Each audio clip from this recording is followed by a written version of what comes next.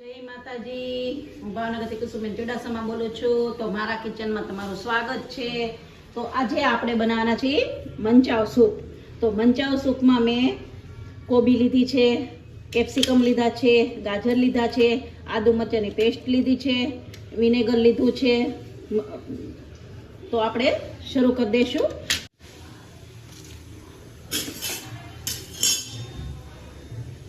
તો મેં આ 2 ગ્લાસ પાણી લીધું છે આપણે સૂપમાં નાખવા માટે. તો એને ગરમ કરવા મૂકી દઈશું આપણે.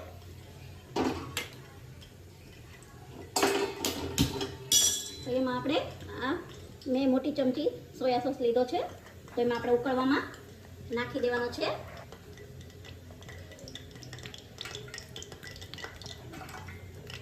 એમાં આપણે નાખી દઈશું અને આને 10 મિનિટ ઉકળવા દઈશું આપણે આને.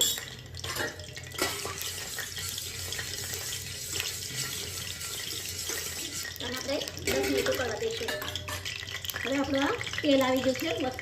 તો એમાં હું આદુ મરચાંની પેસ્ટ નાખીશ પહેલાં, પછી કેપ્સિકમ નાખીશ, કોબી નાખીશ, ગાજર નાખીશ.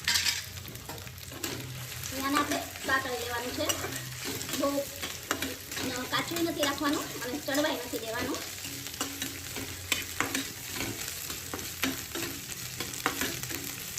આપણે સ્વાદ મુજબ મીઠું નાખશું. તમે 1 ચમચી મીઠું લીધું છે, તો આપણે 1 ચમચી મીઠું નાખશું.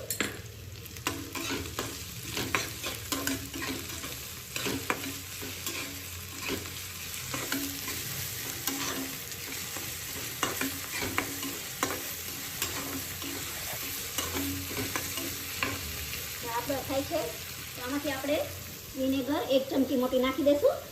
તો હું 1 ચમચી વિનેગર લઉં છું.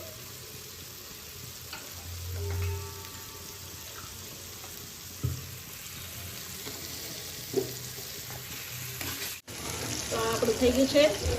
એને આપણે ગેસ બંધ કરી દઈશું અને આપણે જોઈ લઈએ તો આપણું પાણી ઉકળી ગયું છે. તો આપણે આ ઉકળી ગયું છે પાણી. તો એમાં આપણે કોર્નફ્લોરની 2 ચમચી નાખી દઈશું.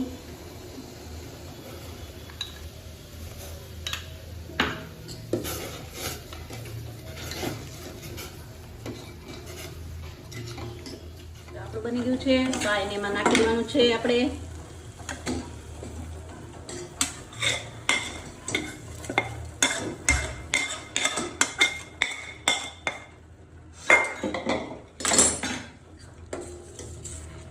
હવે આને આપણે 5-10 મિનિટ ઉકળવા દઈશું. હવે સાઈડમાં આપણે નૂડલ્સ તળવા માટે તો મેં બાફી લીધું છે, એને કોર્નફ્લોરમાં કરી નાખ્યું છે. હવે આપણે તળી લઈશું. આપણે તેલ આવી ગયું છે, આપણે એને એમાં નાખીને તળી લઈશું.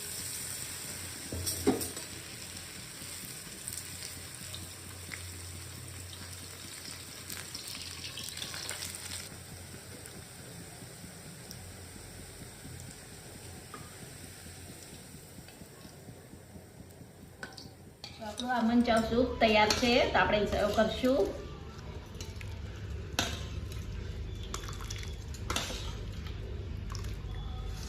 એમાં હવે આપણે આમાં સેવ નાખી દઈશું. નૂડલ્સ, આપણું તળેલું નૂડલ્સ છે એને તે નાખી દઈશું. તો આપણું આ એકદમ રેડી છે મંચાવ સૂપ તૈયાર.